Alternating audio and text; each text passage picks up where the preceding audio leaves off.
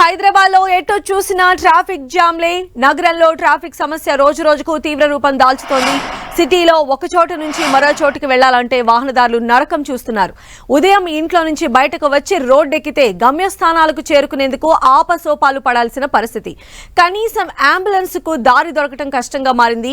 పాదచారులు road దాటడం గగనమవుతోంది. Traffic jam నుంచి ఉపశమనం కలిగించేందుకు ఇన్ని ఫ్లైఓవర్లు రోడ్లు నిర్మించినా ట్రాఫిక్ నరకం తగ్గట్లేదు. బండి తీసి రోడ్డెక్కి ఫ్లైఓవర్ ఎక్కి ఎంచక్కా దూసుకెళ్లినా ఏదైనా జంక్షన్ రాగానే నెమ్మదిగా కదులుతున్న వాహనాలతో చిరాకు మొదలవుతుంది. ఎడమవైపు ఫ్రీ లెఫ్ట్ ఉంటుందేమో అనుకుంటే ఇరుకైన జంక్షన్లలో ఫ్రీ లెఫ్ట్లు ప్యాక్ అవుతున్నాయి. ఎలాగోలా జంక్షన్ దాటేసి కాస్త దూరంలోని మరో ఫ్లైఓవర్ ఎక్కుదామనుకుంటే దానికి ముందే మళ్లీ వాహనాలు నత్తనడక మొదలవుతుంది. మహానగరంలో జంక్షన్ల నిర్వహణ సరిగా లేక జనం తీవ్ర ఇబ్బంది పడుతున్నారు.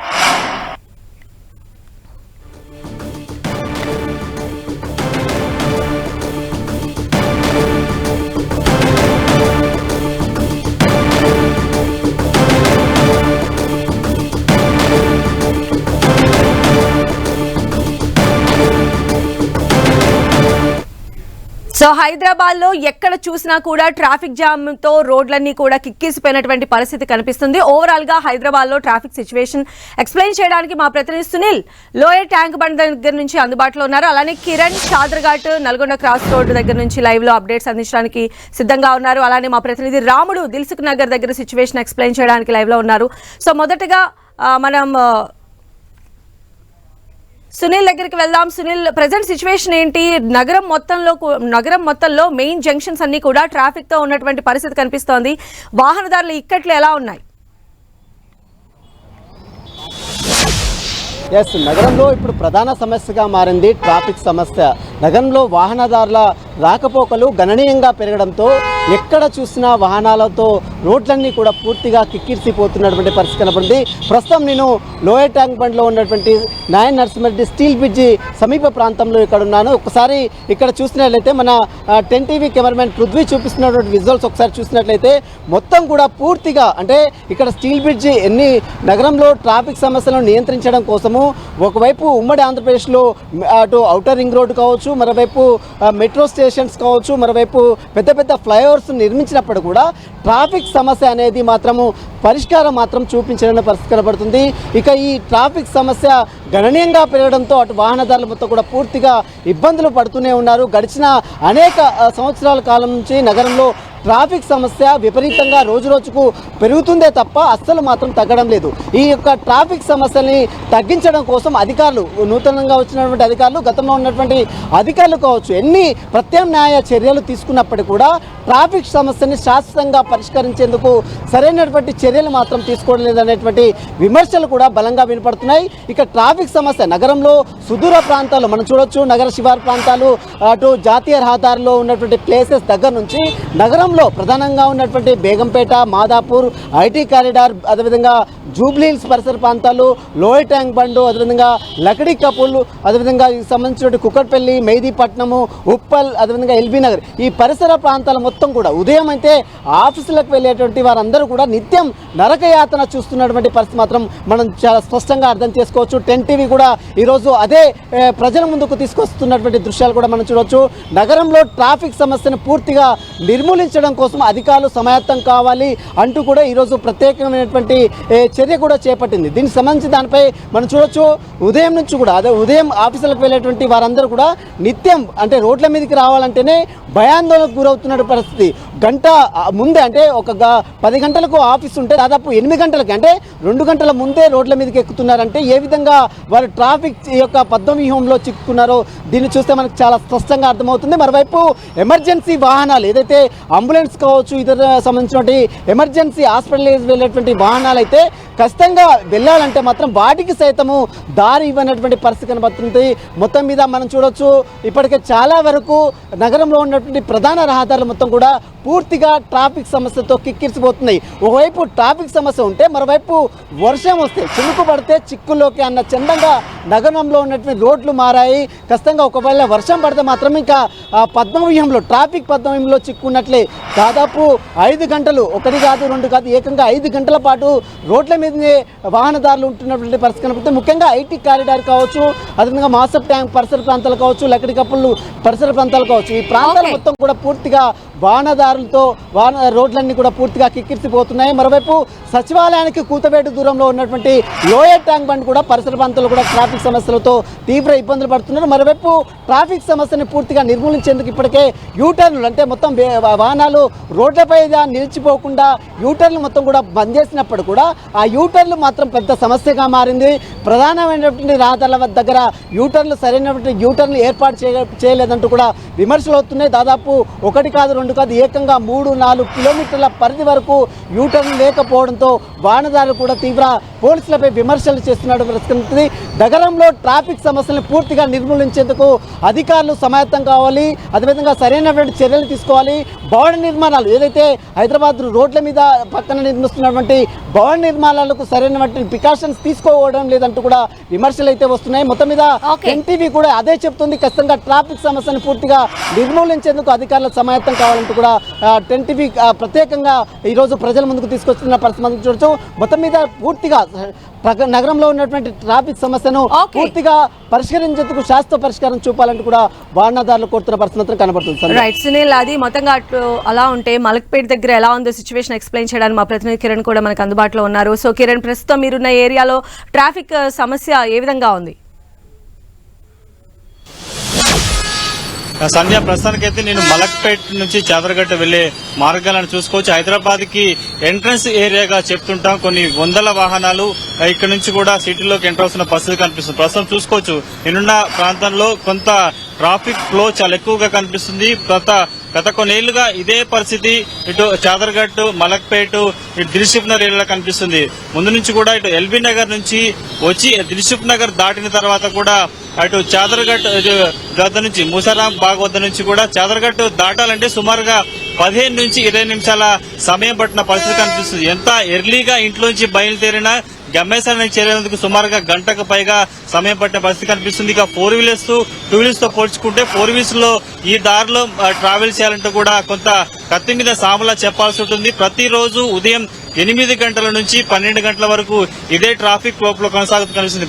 గడిచిన 10 ఏళ్లుగా ఇటు చాదర్ఘట్, మలక్పేట్ ఈ ఏరియాలో కూడా ట్రాఫిక్ సంబంధించిన పరిష్కారం చేసేందుకు ఎన్ని ప్రత్యామ్నాయ మార్గాలు చూపినా కానీ ఫలితం లేకపోవడంతో వాహనదారులు తీవ్ర ఇబ్బందులు పడుతూ అగచాట్లు పడుతూ కూడా ఈ మార్గం నుంచి బయటకు వెళ్లాల్సిన పరిస్థితి కనిపిస్తుంది. ఇక ఉద్యోగస్తులు కావచ్చు, అటు స్కూల్ విద్యార్థులు కావచ్చు, ఇతర ప్రాంతాలకి వేరే ప్రాంతాల నుంచి ఇక్కడికి వచ్చిన వారు కూడా ఖచ్చితంగా ఈ మార్గాన్ని దాటి సిటీలోకి ఎంట్రాల్సిన అవసరం ఉంటుంది. కాబట్టి చాలా తక్కువగా ఎల్బీ నగర్ ఫ్లైఓవర్ దాటి నిమిషాల వ్యవధిలో దిల్సుఖ్ వస్తా అనుకునే లోపే కూడా అక్కడి నుంచి కూడా ట్రాఫిక్ సమస్య కొంత ఇక్కడిగా మారిన పరిస్థితి కనిపిస్తుంది. ఇక దిల్సుఖ్ నగర్ నుంచి మెల్లగా నిమిషానికి ఒక 2 కిలోమీటర్లు దాటాలంటే కూడా సుమారుగా 15 నిమిషాల సమయం పడుతున్న పరిస్థితి కనిపిస్తుంది. ఇక దిల్సుఖ్ నగర్, మూసారాం బాగ్, మలక్పేట్, చాదర్ఘట్ తో పాటు ఇట కోటి ఏరియాలకు సంబంధించి కూడా ఈ ప్రాంతాలను దాటాలంటే సుమారుగా 20 నిమిషాల సమయం పట్టిన పరిస్థితి కనిపిస్తుంది.